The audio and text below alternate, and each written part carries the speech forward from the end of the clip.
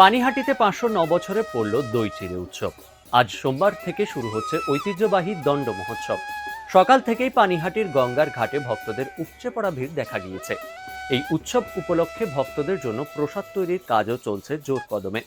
ভক্তদের জন্য প্রশাসন কড়া নিরাপত্তার ব্যবস্থা নিয়েছে। শুধু উত্তর 24 পরগনা নয়, রাজ্যের নানা প্রান্ত থেকে লক্ষাধিক মানুষ দই চিড়ে উৎসবে যোগ দিতে পানিহাটি গঙ্গার ঘাটে হাজির হয়েছেন। এই উৎসব শ্রী চৈতন্য মহাপ্রভুর স্মৃতি বিজড়িত একটি ঘটনা। শ্রী চৈতন্য মহাপ্রভু পানিহাটিতে এসে তার ভক্ত রঘুনাথ দাস গোস্বামীকে দণ্ড মহোৎসব পালনের নির্দেশ দিয়েছিলেন। তারপর থেকেই চলছে এই দণ্ড মহোৎসব। প্রতি বছর এই উৎসবের মাধ্যমে ভক্তদের মধ্যে ফুটে ওঠে ভক্তি ও একতা।